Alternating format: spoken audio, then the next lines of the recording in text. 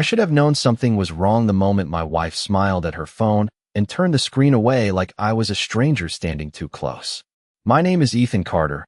I'm 38 years old, born and raised outside Columbus, Ohio. And until that Thursday night, I thought my marriage was ordinary in the safest way possible. Not perfect, not movie perfect, but steady. A 3-bedroom house at the end of a quiet cul-de-sac, a charcoal grill on the back patio, 2 cars in the driveway, and 12 years of marriage packed into framed photos, grocery lists, mortgage payments, and the kind of inside jokes nobody else would understand. I worked as a civil engineer for a commercial development firm downtown, the kind of job where your days disappear into blueprints, zoning meetings, drainage calculations, and coffee that tastes like warm cardboard. I wasn't flashy. I wasn't loud. I was the man who fixed the garbage disposal at 10 at night, remembered the oil change, paid the insurance before the reminder came, and thought loyalty meant showing up even when nobody clapped for you. My wife, Allison, used to say that was what she loved about me. You're solid, Ethan. You make life feel safe. I carried that sentence for years like a medal no one could see. But lately, safe had started to sound like boring when it came out of her mouth. She didn't say it directly. People rarely hand you the knife by the handle. It showed up in the pauses, in the way her eyes drifted when I talked about work, in the little sigh she gave when I asked if she wanted to watch a movie on the couch. She used to curl her feet under my leg and steal half my blanket. Now she sat on the far end with her phone tilted toward her chest, laughing at things I never got to hear. That Thursday, I came home late from a site inspection on the west side, boots dusty, shirt collar damp from walking half a mile through a half-finished parking lot under a gray Ohio sky. The house smelled like lemon cleaner and the chicken casserole she made when she wanted credit for effort without conversation. I remember setting my keys in the blue ceramic bowl by the door. I remember hearing her laugh from the kitchen. Not a polite laugh. Not a distracted laugh. A young laugh. The kind she used to give me when we were 26 and broke and eating takeout on the floor because our first apartment didn't have a table yet. I stopped in the hallway with one hand still on my work bag. That laugh pulled something tight in my chest before I even knew why. Then I heard her voice, soft and bright. No, Tyler, stop. You always know exactly what to say. Tyler, her ex-husband. The man she had promised was ancient history, a closed door, a chapter she barely remembered except for the lesson it taught her. My hand slid off the strap of my bag. The house felt suddenly too clean, too still, like a staged home where the furniture looked real, but nobody actually lived there. I didn't walk in right away. I stood there beside the framed wedding photo in the hall, staring at the version of us smiling under a white arbor in June sunlight, Allison's hand resting on my chest like she had chosen me forever. In the kitchen, her voice dropped lower. Ethan doesn't get it. He never did. 5 words. That was all it took to make 12 years tilt sideways. I didn't storm in. I didn't shout. I didn't do any of the things angry men do in bad movies when the script needs them to lose control. I just stood there while my pulse beat slow and heavy in my ears. There's a certain kind of pain that doesn't arrive as fire. It arrives as cold. It moves through your ribs, settles behind your eyes, and turns every ordinary object into evidence. The bowl of green apples on the counter. The 2 wine glasses drying by the sink, though she had told me she was too tired for wine this week. The new perfume bottle near her purse, expensive, floral, something she hadn't worn for me. When I finally stepped into the kitchen, Allison looked up so fast her smile forgot how to disappear naturally. Her thumb tapped the screen, ending the call. Hey, she said, too casual, too bright. You're home early. I glanced at the clock on the stove. 7:18 p.m. I was 40 minutes later than usual. Sight wrapped faster than expected. I said. My voice sounded normal, which almost scared me more than if it had cracked. She turned toward the casserole dish like dinner had suddenly become urgent. I was just catching up with an old friend. Old friend. That was the first lie she gave me with the lights on. I nodded and washed my hands at the sink, watching her reflection in the dark kitchen window. Her shoulders were tense. Her phone was face down. Her wedding ring caught the overhead light, bright and useless. I wanted to ask why Tyler's name sounded like a secret she had been keeping warm. I wanted to ask what exactly I didn't get. But a man learns things in silence that noise would only scare away. So I dried my hands, sat at the table, and let her serve dinner like we were still husband and wife instead of two people standing on opposite sides of something invisible. The casserole was dry around the edges. She apologized, and I said it was fine. That was the strangest part. How easily the old habits kept moving after the truth had already entered the room. Forks touched plates. The refrigerator hummed. A car passed outside, tires whispering over wet pavement. Allison talked about a co-worker's promotion, the rising price of groceries, the neighbor's new fence. I listened. I even answered. But inside, a door had opened, and behind it was a hallway I couldn't stop looking down. Halfway through dinner, her phone buzzed once on the counter. She didn't move, but her eyes did. A tiny flicker, quick as a match. I saw it. She saw me see it. For the rest of the meal, neither of us mentioned the sound.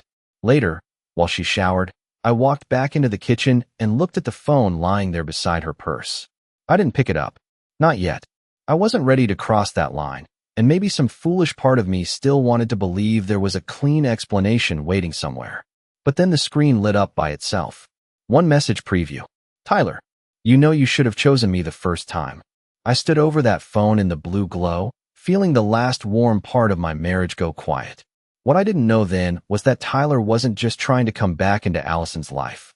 He was already living in a house tied to my name, breathing easy under a roof he had no idea I controlled.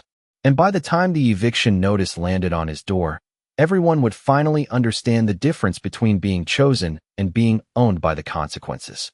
The message stayed on the screen for maybe 10 seconds, but it felt like it aged me 10 years. You know you should have chosen me the first time. I read it once, then again, each word settling into place like a brick in a wall I had not realized Allison had been building between us. Upstairs, the shower ran steady behind the bathroom door, water striking tile with that ordinary household rhythm that makes disaster feel almost disrespectful. I stood in the kitchen with the glow of her phone on my face, not touching it, not breathing right, not yet ready to admit that the woman rinsing shampoo from her hair had already invited another man back into the private rooms of our marriage. Tyler Reed. I had met him twice in 12 years. Once at a mutual friend's barbecue not long after Allison and I got engaged, where he shook my hand too hard and smiled like he knew a joke I did not. Again at her cousin's funeral, where he wore a navy suit, hugged her for a second too long, and told me I was a lucky man. I remember thinking he sounded sincere. That is the trouble with men like Tyler. They know how to look harmless when a room is watching. Back then, Allison told me he was complicated but not dangerous, selfish but not cruel, a mistake she had outgrown. I believed her because love makes a man generous with his trust. It lets him turn locked doors into old doors, and old doors into nothing worth opening. But that night in my kitchen, with his message sitting on her phone like a match on dry grass, I understood something I should have understood years earlier. Some doors do not stay closed because they are finished. They stay closed because someone is waiting on the other side. When Allison came downstairs 20 minutes later, her hair damp, face freshly washed, wearing my old Ohio State sweatshirt like tenderness was something she could put on, I was sitting at the table with a glass of water in front of me. Her phone was exactly where she had left it. I had moved nothing. That mattered to me. There are lines a person crosses for the truth, and there are lines that change who you are. I was not ready to become the man she would accuse me of being, just so she could feel cleaner about what she had done. She smiled carefully. You okay? I looked up. The kitchen light made her eyes look softer than they deserved. Just tired. She nodded too quickly, relief passing across her face like a shadow escaping a room. You have been working too much. It was almost funny, the way she said it. As if my long hours were the reason her ex-husband felt comfortable texting her after dinner. As if the cracks in our house had been made by my boots instead of her secrets. I took a sip of water and let the silence stretch. She hated silence lately. It made her fill space. Tyler is having a hard time, she said suddenly, without looking at me. There it was. The first little offering. Not a confession, not exactly. More like placing one card face up and hoping I would not ask about the rest of the deck. I heard his name earlier, I said. My voice stayed even. What kind of hard time? She leaned against the counter, arms folded, defensive before I had even challenged her. His business slowed down. He is between places. It is not a big deal. Between places. That phrase landed wrong. Men are between jobs. Between decisions. Between mistakes. People are not usually between places unless someone is helping them land softly. How long have you been talking to him? I asked. She blinked. Not long. How long, Allison? Her jaw tightened at the sound of her full name. A few months. Maybe since spring. Spring. It was October now. 6 months of conversations tucked into grocery runs, showers, commutes, and evenings when I thought she was reading beside me. I pictured every time she had stepped onto the back patio with her phone, every little smile she swallowed when I entered a room, every sudden appointment, every unexplained mood bright enough to make me feel like I had missed the sunrise. You did not think to mention that? I asked. Because you would make it weird. That one almost made me laugh. Not because it was funny, but because it was so perfectly shaped to put the weight in my hands. I did not make the secret. I only made the secret inconvenient. She pushed off the counter and started wiping an already clean spot near the stove. He needed someone to talk to. I know him. He does not have many people. He has you, I said. Her hand stopped moving. The towel went still under her fingers. For a second, the room showed me the truth before she could cover it. Then she sighed, tired and theatrical, as if I had disappointed her by noticing the obvious. You always do this. You turn compassion into something ugly. There it was again, the old reversal. My pain becomes suspicion. Her secrecy becomes kindness. His need becomes a virtue. My boundaries become a flaw. I stood up slowly and carried my glass to the sink. Outside, the yard light clicked on, throwing a pale circle across the wet grass. The reflection in the window showed the two of us standing 10 feet apart in the same kitchen, looking less like a husband and wife than two attorneys waiting for the first exhibit. Where is he living? I asked. Allison looked at me then. Really looked. Not hurt. Not confused. Alarmed. It flashed and vanished, but I caught it. Why, she said. Because you said he is between places. He found something temporary. Where? Her mouth opened, then closed. She looked toward her phone. That tiny movement told me more than an honest answer would have. I did not press. Not yet. Pushing too hard makes people hide better.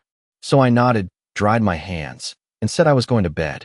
She followed me with her eyes like she was trying to measure how much I knew. The truth was, I knew almost nothing. But I had spent 15 years reading construction plans for buildings that did not exist yet.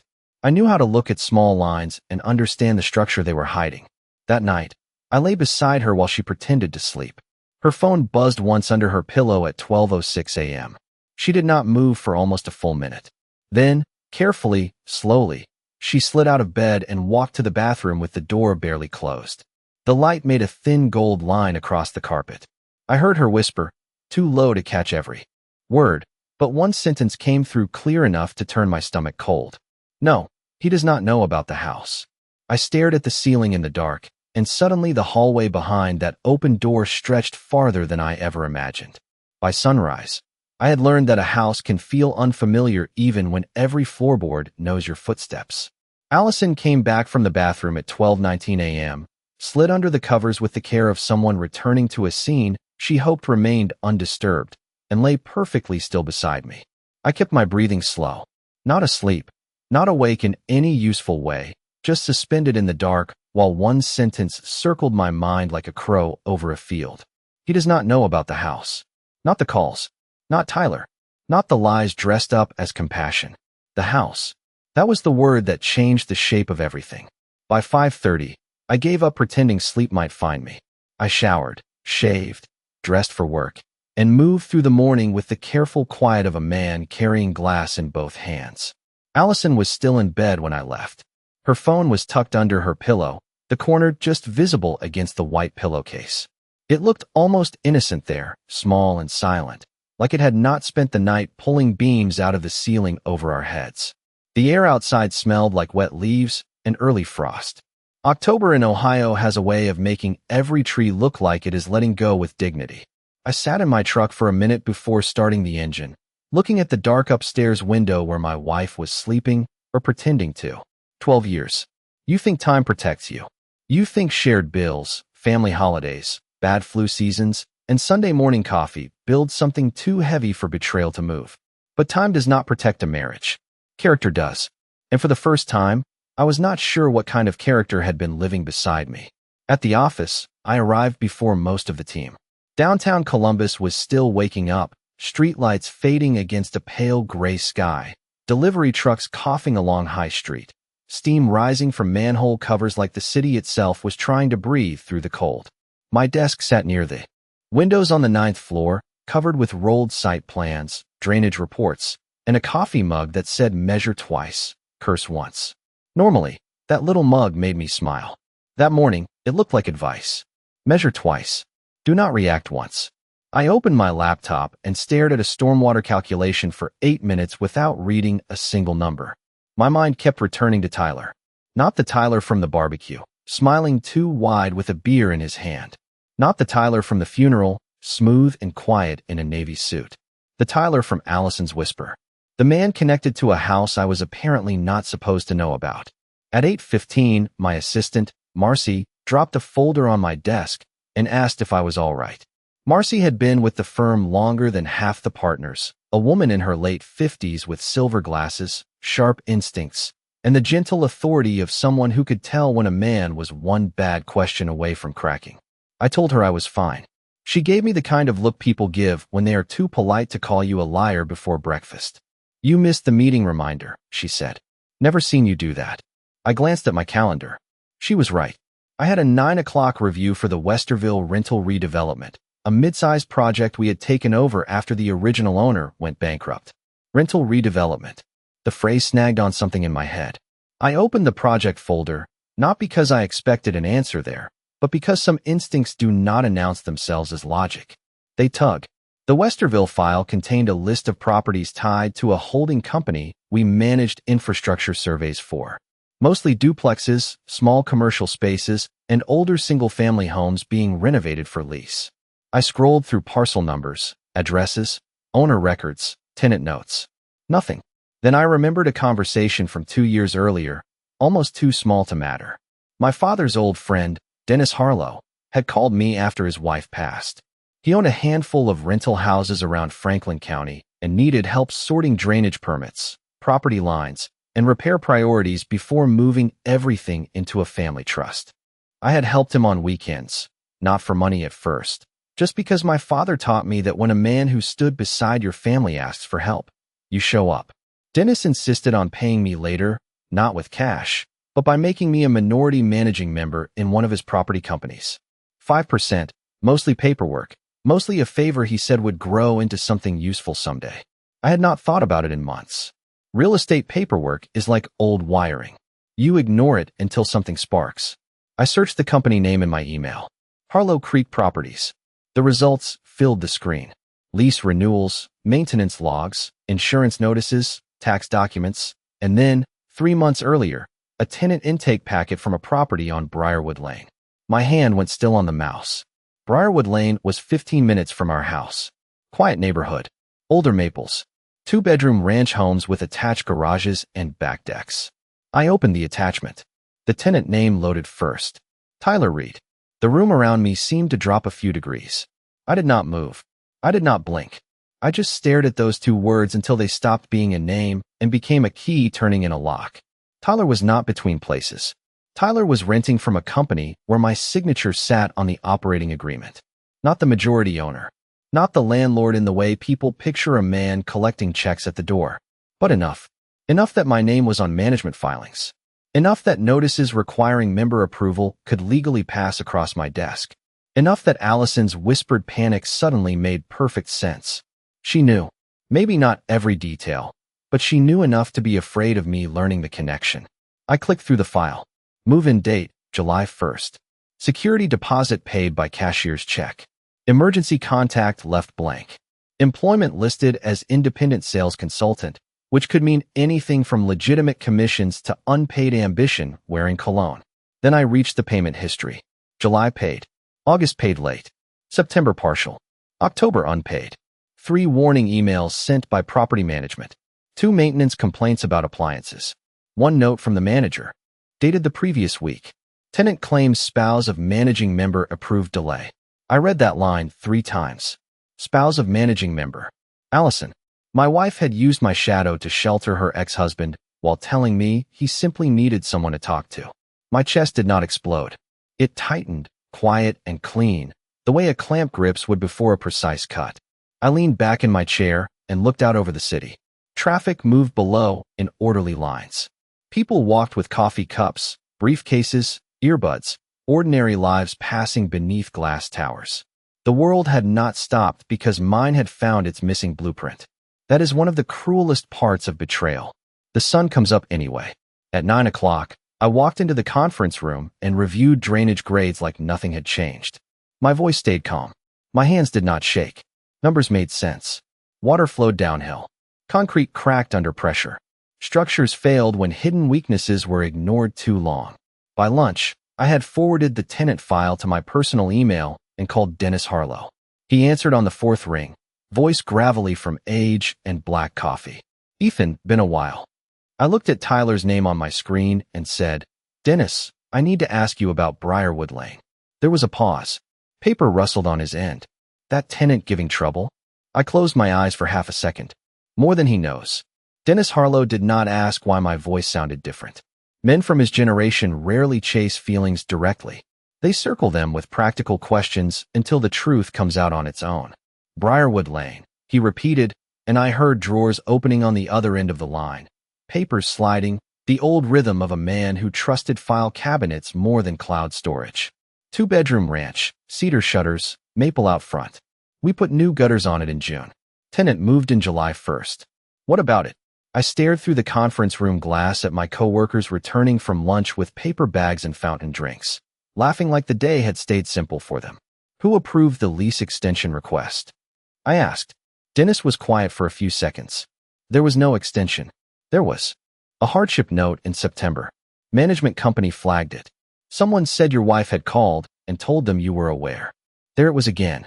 Not proof of everything, but enough proof of something. Allison had not merely comforted Tyler. She had stepped into my business, used my credibility, and wrapped it around him like a borrowed coat. My name had become a tool in a story I had not agreed to join. Dennis, I said, keeping my voice low, I did not approve anything. The silence that followed had weight. Then his chair creaked. Well, that changes the weather. He asked me if the tenant had paid October. I told him no. He asked if there had been written authorization for me. I told him no. He asked if I wanted to handle it strictly by policy. That was Dennis's way of asking whether I wanted mercy involved. I looked at the tenant ledger again. Late notices. Partial payments. Unauthorized delay request. My wife's invisible hand hovering over every line. Strictly by policy, I said. The words did not feel hot.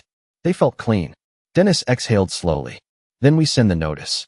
Proper timeline. Certified mail and posting. No theatrics. No theatrics, I said. Just the rules. After I hung up, I sat alone in the small conference room with my laptop open and my lunch untouched. A turkey sandwich from the deli downstairs sweated inside its wrapper, lettuce wilting against the bread. I had no appetite. Hunger belongs to people whose lives are still digestible. Mine had turned into documents, timestamps, and phrases that sounded harmless until you placed them in order. Between places. Old friend. Compassion. He does not know about the house. I opened a blank note on my computer and began writing a timeline. Not emotional. Not dramatic. Dates. Spring. Allison resumes contact with Tyler. July 1st. Tyler moves into Briarwood Lane. September. Hardship note and delayed rent. With claim that spouse of managing member approved. October. Unpaid rent. Thursday night. Phone call. Message. Whispered statement. I typed each item like I was setting fence posts in hard ground. Good hearts still check the posts. My father used to say that when I was a kid helping him fix the back fence after storms. Back then, I thought he meant wood and wire. Now I understood he meant people, promises, the quiet places where pressure starts to bend what you built. By 5:30, the sky outside had gone the color of old steel. I drove home through rush hour traffic with both hands on the wheel, passing gas stations, strip malls, school buses, and families pulling into driveways where porch lights glowed warm and believable.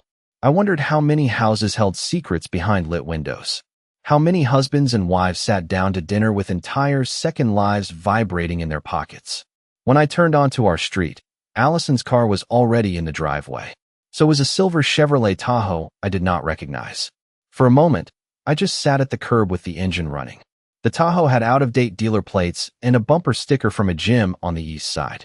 I knew before I knew. Tyler had come to my house. Not called, not texted, not hovered in the background like a bad memory. He had parked in front of the home I paid for, under the maple tree where Allison and I used to hang Christmas lights, with the confidence of a man who believed the ground had shifted under his feet in his favor. I pulled into the driveway slowly and killed the engine. Inside, voices drifted from the kitchen. Allison's laugh, tight and nervous. Tyler's voice, smoother than I remembered, carrying the easy warmth of a salesman leaning over a counter. "He is a reasonable guy," he was saying. "You just have to frame it the right way." I stepped through the front door and set my keys in the blue ceramic bowl. The sound was small, but both voices stopped. When I walked into the kitchen, Tyler Reed was standing by my refrigerator with a bottle of water in his hand. He looked older than the last time I had seen him, but not humbled by it. His hair was still carefully styled, his shirt expensive enough to suggest ambition and wrinkled enough to suggest instability. Allison stood near the sink, pale, one hand wrapped around the edge of the counter. For one suspended second, nobody spoke. The kitchen lights hummed above us. The casserole dish from the night before sat in the drying rack. Tyler recovered first. Men like him usually do. "Ethan," he said, smiling as if we were meeting at a tailgate. "Good to see you, man." Man. The word landed on the tile between us like something cheap. I looked at the bottle in his hand, then at Allison, then back at him. "Tyler." He extended his hand. I let it hang there. Not long enough to be theatrical, long enough to be understood. He lowered it and gave a little laugh, pretending the moment belonged to him. "Allison told me you were working late." "Plans changed," I said. Allison's face tightened. Tyler leaned back against the counter like he had some right to rest there. "We were just talking through a few things. Nothing heavy." I walked to the sink, washed my hands, and dried them on a towel. The same ordinary ritual from the night before. This time, nobody mistook it for weakness. "A few things," I repeated.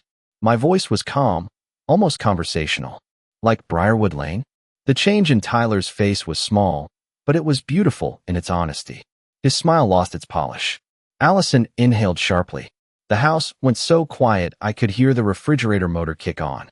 Tyler glanced at her before he could stop himself.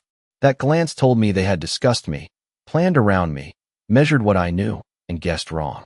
Allison said my name softly, warning and pleading folded into one syllable. I did not look at her. I looked at Tyler. "You are behind on rent," I said. "October unpaid. September incomplete." And someone used my name to suggest leniency I never approved. Tyler set the water bottle down slowly. "This is not the time." "It is exactly the time," I said. "Because you are standing in my kitchen." His jaw shifted. The salesman warmth drained from his eyes, leaving something smaller and less impressive underneath. "You do not want to make this personal." I almost smiled then, not because anything was funny, but because some men only recognize a boundary after they have crossed it and found paperwork on the other side. "Tyler," I said, "you made it personal when you let my wife speak for me." Allison whispered, "Ethan, please." I finally turned to her. Her eyes were wet, but tears are not always regret. Sometimes they are fear realizing it no longer controls the room. I picked up my work bag from the chair and walked toward the hallway. "You both should leave," I said. Tyler straightened. "Both?" I stopped at the edge of the kitchen and looked back. "Both." For the first time since I had walked through the door, Allison looked truly shocked. Not because she had hurt me, because consequences had arrived earlier than scheduled. The house was quiet for the first time in weeks, or at least quiet in a way that felt purposeful rather than ordinary. Allison and Tyler had retreated to the living room, their movements muted and cautious, like two people walking through someone else's memory. I moved through the kitchen, placing my keys in the ceramic bowl, setting my bag down, and running my hands over the counter as if I could physically map the invisible paths the last few months had carved into my home.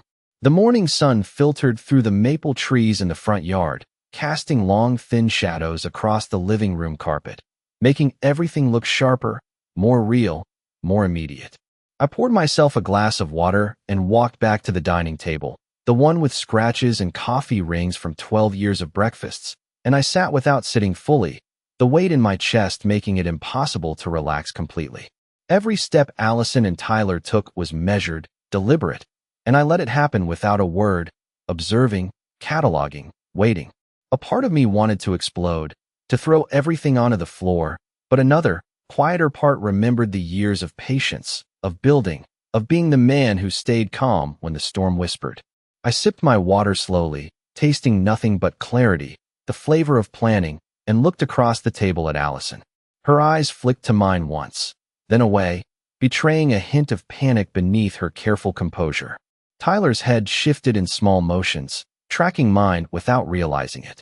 Men like him always think they are unseen, but careful observation changes that. I stood, walking past them, to the window that faced the street. Cars passed slowly, neighbors leaving for work, mail trucks humming by. Everything ordinary, while my internal world focused on Briarwood Lane, on property ledgers, on the approvals Allison had whispered and I had never authorized. I thought back to the line Dennis had used on the phone, the quiet weight in his words when I said strictly by policy. That phrase had become my mantra. Strictly by policy. There was a way to respond to manipulation that did not rely on emotion. Only the documents, only the agreements, only the structure I had quietly built. I went to my laptop, opening the folder labeled Harlow Creek Properties, and I double-checked every line of the tenant file. Move-in date, security deposit, payment history, maintenance requests. Tyler's file had no mistakes, no oversights, just facts. Facts that aligned perfectly with the powers granted by my signature years earlier. The phone buzzed once on the counter. Allison glanced at it, hand hovering over her purse, tension in her shoulders. I ignored it. This was not a time for conversation. The day unfolded around me with a rhythm that had nothing to do with normal routines. Calls with property managers confirming notices had been scheduled, emails to Dennis verifying that all actions adhered to the agreements, reminders set to ensure compliance with policy. All the while, I remained calm. A man in motion, deliberate, precise. The quiet authority of documentation, of systems in place, of forethought, became my ally. By noon, the sun had climbed high enough to throw golden light through the kitchen blinds. Allison and Tyler had settled in the living room, whispering occasionally, but I did not need to hear their words. Their presence mattered less than the structure of reality I had quietly enforced.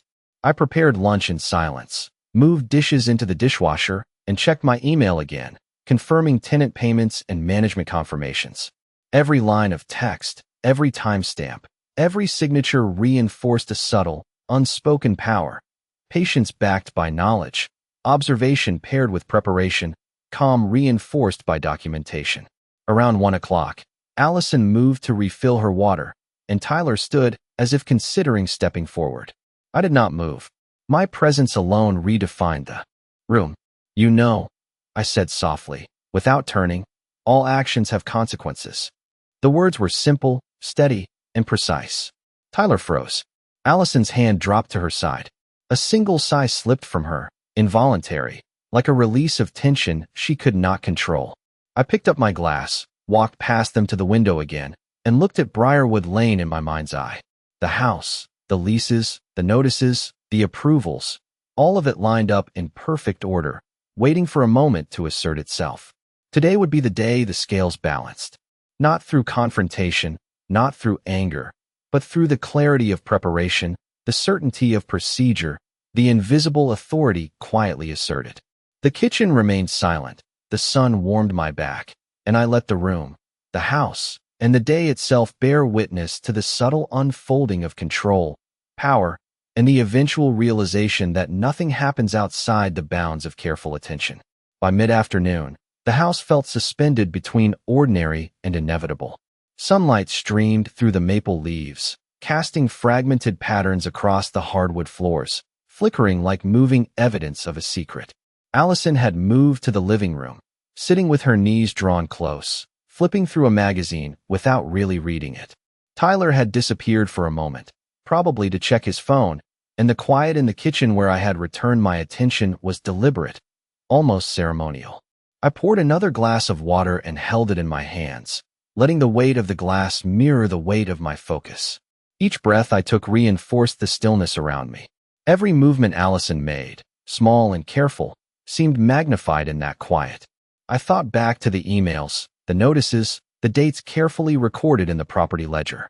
Every number aligned, every signature accounted for, every procedural step laid like stones, forming a path I could walk without risk of misstep. The clock ticked toward 3 o'clock, and my phone buzzed with reminders of work tasks, contracts, and site inspections. I ignored them all. Today was not about work. Today was about the structures we build in silence, the invisible frameworks that define power without ever having to raise a voice. I sat at the kitchen table and opened the laptop, scrolling through the property management system again. Briarwood Lane, unit by unit, tenant notes, payment histories, compliance logs, everything untouched and untouched by emotion, waiting for the precise moment of enforcement. I imagined the mailbox on the street, the certified letter inside, the date stamped, the rules observed exactly as they were written. The concept of fairness and order was a comfort, sharper than anger, clearer than accusation. Allison glanced at me from the doorway to the living room and sighed softly, a sound like wind through a narrow crack, trying to release tension that was now impossible to release. Tyler returned, standing near the doorway, unsure whether to sit or remain. He looked at me for a fraction of a second, the kind of glance someone gives when they know an authority exists in the room that they cannot see fully, and then shifted his weight, trying to pretend comfort. I did not move. I did not speak. I simply watched, letting the minutes pass like deliberate brushstrokes across a canvas no one else could appreciate. The mailman arrived around 4, walking briskly down the sidewalk, carrying the weight of daily routines without knowing what lay in the envelope already set to be delivered. I pictured him pausing briefly, stamping the notice, sliding it through the slot of the locked mailbox. Each step invisible, each action procedural. This was the moment where preparation met opportunity and observation met consequence. I closed the laptop after reviewing the property ledger one final time and set it aside. There was no triumph yet, only the quiet readiness that precedes acknowledgement. Allison's eyes followed me as I moved toward the hallway, her expression carefully neutral, hiding worry beneath composure. Tyler remained near the doorway, adjusting his stance, checking his watch, aware that a shift in ordinary order had arrived, though he could not name it yet. I went to the living room doorway, pausing just long enough to let the subtle weight of presence communicate intent without a word. I have handled everything according to the agreements, I said evenly, letting the sentence hang in the room like a measured fact. Allison shifted slightly, the movement subtle, but enough for me to see that recognition had begun. Tyler's jaw tightened, the gesture almost invisible in its restraint, but visible to a careful observer. The house hummed with quiet tension. Outside, the maple leaves continued to scatter light across the porch, an indifferent audience to the control quietly asserted within. I moved back to the kitchen, retrieved my glass of water, and sipped slowly, maintaining composure. The room responded, the temperature slightly altered by awareness of who had walked each step in precision and who had merely occupied space. Time passed deliberately. The mailbox awaited. Letters would be delivered. Consequences would align. Allison and Tyler remained in the living room, voices low, movements constrained, navigating the structure of control they could now perceive but not alter. I returned to the table and opened the ledger again briefly, confirming that every step, every rule, every procedural detail was in order. Then I leaned back, letting the stillness settle around me. The sun moved lower, elongating shadows, casting the kitchen and living room into angles of light and darkness that highlighted the balance of power, not through confrontation, but through method, precision, and the quiet certainty of steps followed as they were meant to be followed. At 5:26 that evening, Tyler's phone rang, and the sound changed the room before anyone answered it. It was not a dramatic sound, not thunder or a slammed door, just a clean little vibration against the coffee table, but Allison looked at it as if it had spoken my name. Tyler glanced down, saw the caller identification, and stepped toward the hallway with his shoulders squared in that practiced way men use when they want fear to look like inconvenience. "I need to take this," he said. Nobody stopped him. He walked toward the front window, lowered his voice, and turned half away, but the house had gone so quiet that privacy had nowhere to hide. I remained at the kitchen table with my laptop closed. In front of me, both hands resting on the warm ceramic sides of my coffee mug. I had switched from water to coffee around 4:30, not because I needed caffeine, but because routine can steady a man when the air starts turning sharp. Allison sat on the couch with her hands folded in her lap, too still now. No magazine, no act, no casual performance left to sell. Her eyes kept moving between me and Tyler like she was watching two trains approach the same crossing from different directions.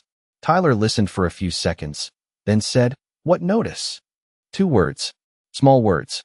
Beautifully ordinary. They landed in the room like the first crack across a frozen lake. I did not smile. I had imagined the moment differently, I suppose.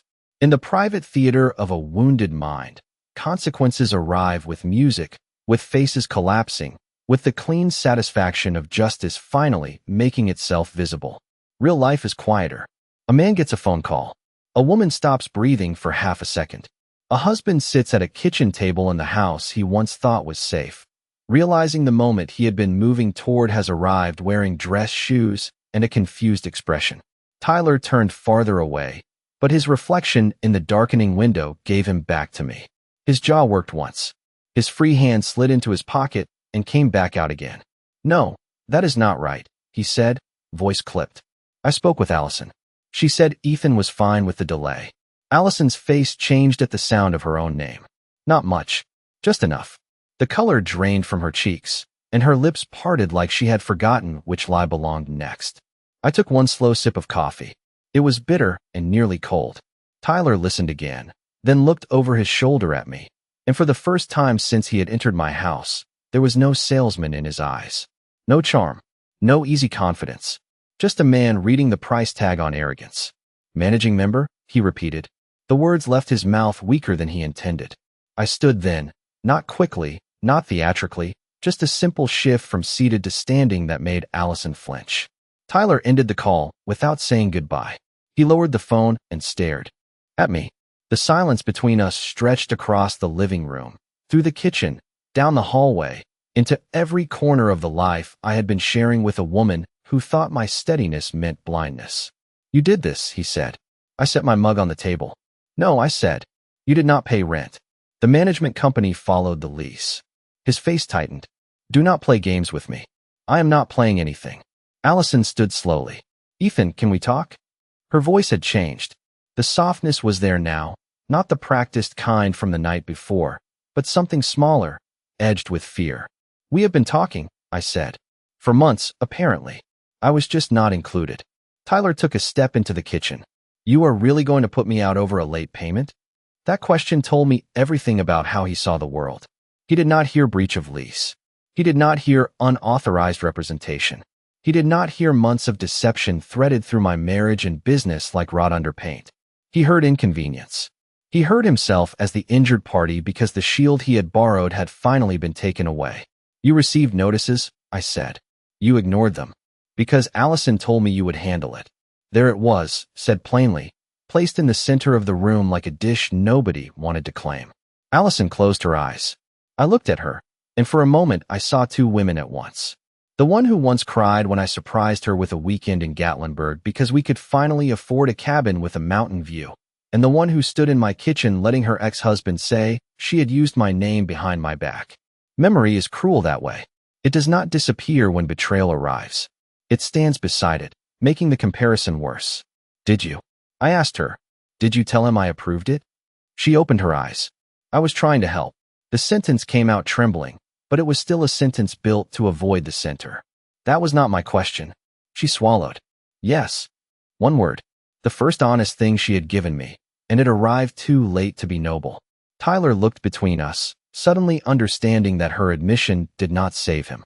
It only removed his cover. "It was temporary," Allison said. He was struggling. He had nowhere stable. "He had a lease," I said. "He had obligations." "You have always been so rigid," she whispered. Rigid. Not responsible. Not fair. Not careful. Rigid. A man can spend years keeping the lights on, the mortgage current, the cars insured, the future possible, and still be reduced to a flaw by someone who benefits from every bit of discipline he carries. I let that word pass through me and land nowhere. "Allison," I said, "you did not help a friend. You chose to make me responsible for a lie." Tyler gave a bitter laugh. "You are making this about your pride." I turned to him. "No. Pride would have made me confront you last night. Pride would have made me raise my voice when I found your message on my wife's phone. This is not pride. This is paperwork. The word hit harder than anger would have. Paperwork has no pulse. It does not negotiate with charm. It does not care who smiles, who cries, who says it was complicated. Tyler's phone buzzed again. He looked at it, then at me. They posted it on the door. Allison pressed one hand over her mouth. I could picture the house on Briarwood Lane perfectly now, the cedar shutters, the maple out front, the notice sealed in plastic against the door like a quiet verdict. My name would not be large. It would not need to be. It would sit where authority sits, plain and official, above signatures, company information, dates, and the kind of language people ignore until it belongs to them. Tyler's shoulders dropped half an inch. That was all. The first visible sag of a man who had mistaken access for ownership. He looked at Allison, and I saw blame forming before sympathy ever had a chance. You said he did not know, he snapped. Allison recoiled as if the words had shown her something ugly she had tried not to see. I watched them then, not as rivals, not even as a husband and the man invited into his marriage, but as two people suddenly trapped in the consequences of the story they had written together. The strangest thing was that I did not feel victorious. I felt awake. Painfully, completely awake. I picked up my mug and carried it to the sink. The coffee had gone cold, and I poured it out slowly, watching the dark liquid spiral down the drain. Behind me, Allison whispered my name again. This time, I did not turn around. The afternoon sun had begun to tilt toward the west, casting long, deliberate shadows across the maple-lined front yard. I remained in the kitchen, leaning slightly against the counter, observing Allison and Tyler as they moved cautiously in the living room, aware now that every choice they made was under the quiet but absolute authority of procedure and presence. Tyler's gaze kept flicking toward the window, toward the street where the mail carrier had already come and gone, and I could see the realization slowly taking shape that rules exist independently of personal charm or explanation. Allison stayed seated, hands folded in her lap, a nervous rhythm tapping on the fabric of the couch cushions. The weight of honesty, of consequence, had settled over the room without a sound. I poured myself another glass of water and carried it to the table, letting each step echo faintly on the hardwood floors. This was not about anger. This was about clarity. Tyler spoke first, trying to reclaim a sense of control. So what now? His voice was measured, but the hesitation underneath betrayed his uncertainty. I did not answer immediately. I stood, walked slowly toward the living room doorway, letting the quiet expand between us, letting the sun catch the dust motes in a way that made the ordinary feel monumental. Now, I said finally, voice calm, steady, deliberate. You honor the terms of your lease. No exceptions. No deviations. The notices are certified. The dates are fixed. The company and I expect compliance. Tyler's jaw tightened. He looked to Allison, then back at me, attempting to read my intentions in the angle of the light and the stillness of my hands. I thought this would be handled, he said. She told me everything was okay. She does not speak for me. I replied, the words simple and firm, carrying more weight than any raised tone could manage. Allison's eyes widened slightly, her head tilting down in acknowledgement, the first visible acceptance that she had. Overstepped boundaries she should have respected. Tyler exhaled slowly, running a hand through his hair, and for a moment I saw him shrink into the space of someone who had believed he could occupy authority that never belonged to him. The living room remained silent aside from the faint hum of the refrigerator and the distant traffic outside. I returned to the kitchen table, picked up the ledger, and traced my finger over the entries for Briarwood Lane, following the lines as if mapping a city that existed only in my attention. Each note, each date, each recorded payment became an affirmation of structure, of control quietly asserted without spectacle. Allison rose to her feet and moved to stand near me, eyes downcast. I did not think it would come to this, she whispered, voice low, almost a confession. I did not respond. Actions, in this moment, spoke louder than words. Tyler moved toward the doorway, hesitated, and then backed up a step, realizing the invisible boundaries had been redrawn with precision. I watched as both of them adjusted, recalibrated, acknowledged a system of consequences they could not bend. By 5:50, the sun had dipped lower, and the room felt cooler. I stood by the window, looking out at the street where the mail had already passed, imagining the envelope resting against the locked door at Briarwood Lane. It would not need to be dramatic, it would not need flair. Its effect would be undeniable because it adhered to principle, procedure, and the clarity of recorded fact. Allison shifted uncomfortably, and I turned to her, voice measured. "You will not speak for me again in these matters," I said. The words were calm, but they carried an unmistakable finality. Tyler's hand went to the doorknob, then dropped. He glanced at Allison, and I could see the acknowledgement of responsibility settle into his posture. Quietly, efficiently, the room itself seemed to realign around the balance of authority now properly restored. I poured out the last of the coffee in my mug, watched it spiral down the drain, and walked back to the table, sitting in silence. The sun continued to shift, casting light and shadow across the hard wood in an uninterrupted pattern. For the first time in weeks, the house felt measured, deliberate, and entirely under my control. Not with anger, not with spectacle, but with the calm, unshakable clarity of action taken according to principle. Every line, every date, every procedural step aligned perfectly with consequence. Tyler remained quiet. Allison shifted occasionally, but neither challenged the order I had set. The house had returned to ordinary light, but the weight of understanding lingered, settling on everyone present, unseen but undeniable.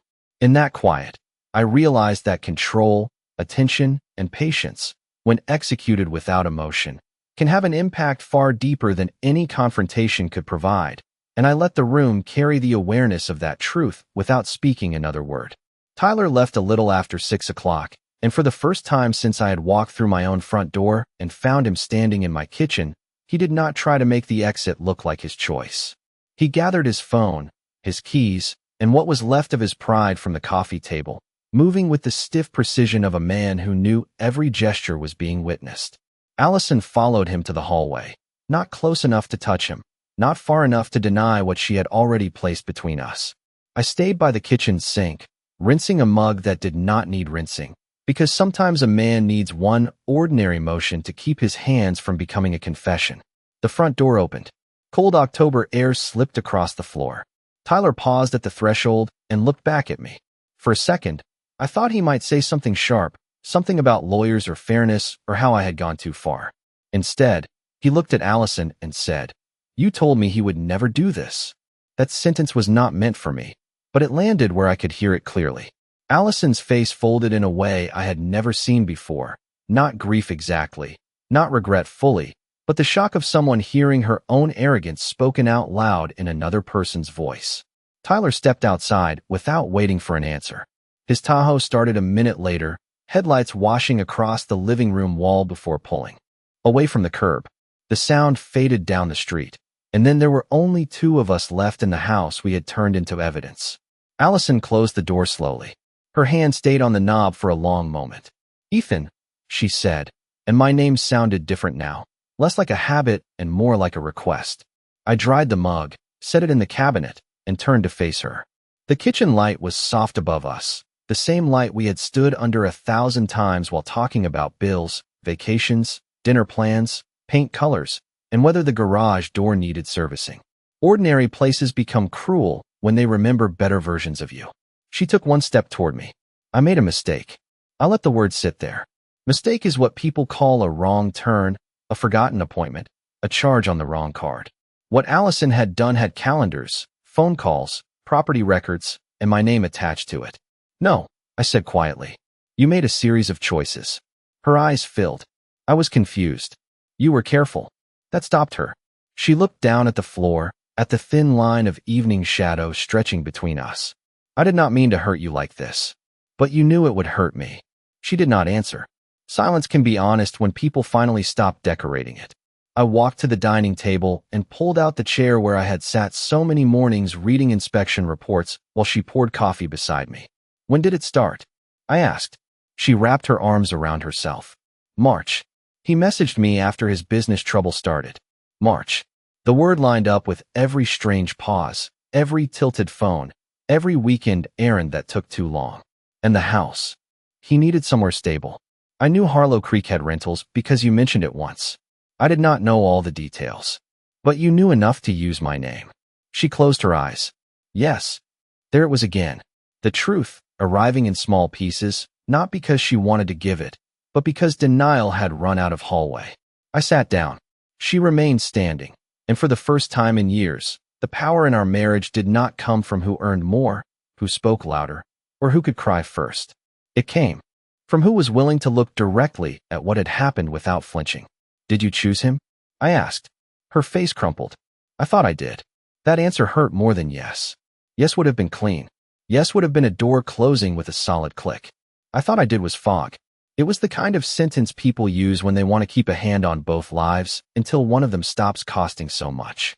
I felt seen by him, she whispered. You were always busy, always tired, always practical. I looked around the house, at the paid bills on the counter, the repaired cabinet hinge, the thermostat I replaced last winter, the life built out of practical things that kept her warm while she searched for poetry in another man's instability. Practical is what kept the roof over us, I said. It is what kept the cars running. It is what made sure there was money for emergencies. It is what you used when you needed Tyler protected. She covered her mouth, but I was not finished. Not angry, just finished carrying the weight politely. You did not resent my practicality when it served him. The sentence hit the room with a quiet finality. Allison sat down across from me, slowly, as if her knees had forgotten how certainty worked. Can we fix this? She asked. I looked at the wedding photo on the hallway wall. The two of us smiling under that white arbor, young enough to believe promises could survive without maintenance. I wanted to feel something simple when I looked at it. Rage, love, hatred, pity.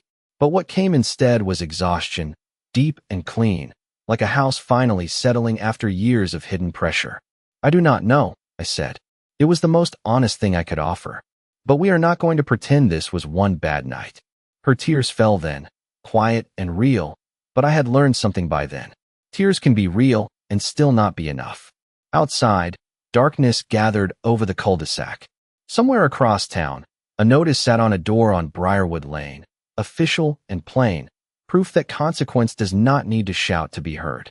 In my own house, my wife sat across from me with nothing left to hide behind.